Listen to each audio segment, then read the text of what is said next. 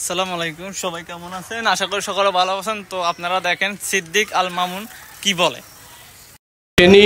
আমরা চট্টগ্রামে থাকার কারণ ঢাকার পরে বাংলাদেশের দ্বিতীয়তম রাজধানী হচ্ছে চট্টগ্রাম। অর্থনৈতিক দিক থেকে সমৃদ্ধিশালী জেলা। ফেনী রেমিটেন্সের দিক থেকে দেশের তৃতীয় পর্যায়ে রয়েছে। তাহলে আজকে আমাদের এই ফেনীটি যদি আপনারা কুমিল্লার সাথে অন্তর্ভুক্ত করতে চান, আমাদের গুরুত্বর দিক চিন্তা করে অন্তত আপনার যে প্রতিনিধি রয়েছে জেলা প্রশাসক বা জেলা প্রশাসনের শীর্ষ পর্যায়ে বিভাগীয় কর্মকর্তা রয়েছেন, আপনার কাছে জানতে চাই যে আপনি একটিবারের জন্য কি কারো পরামর্শ নিয়েছেন বা লোকাল পর্যায়ে জেলা প্রশাসনের মাধ্যমে আমাদের যে সমস্ত প্রতিনিধি রাজনৈতিক নেতৃবৃন্দ সহ বিভিন্ন সামাজিক নেতৃবৃন্দ রয়েছে তাদের কাছে জিজ্ঞেস করেছেন যে ফেনী আসলে কি চায়? আমরা তো ছোট কোনো জেলা নয় যেখানে যে আপনার ইচ্ছে মতো আপনারা আমাদেরকে একবার এদিক করবেন একবার সেদিক করবেন।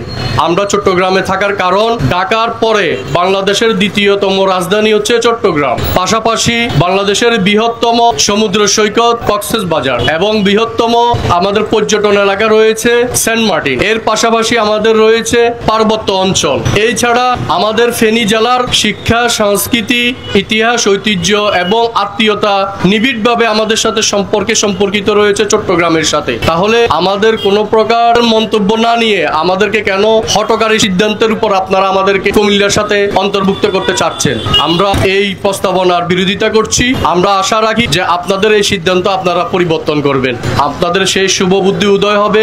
শুধু তাই নয়, আমরা চাই আমাদের এই কুমিল্লা শিক্ষা বোর্ডটা যেন আমাদের চট্টগ্রামের সাথে অন্তর্ভুক্ত করা হয়।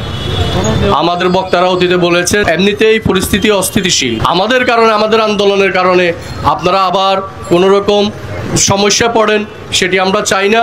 আমাদের বক্তারা বলেছেন যে যদি প্রয়োজন হয় সেটি আমরা প্রয়োজনে ঢাকা চট্টগ্রাম মহাসড়কে আমরা অবস্থান নিতে বাধ্য হব। পরিশেষে ফেনীবাসী 18 লক্ষ মানুষের এই জনপদ, 928 বর্গ কিলোমিটারের এই ফেনী জনপদের প্রত্যেকটা মানুষের মেজরিটি ফেনী পেশার মানুষের রয়েছে এই দেশের খ্যাতি।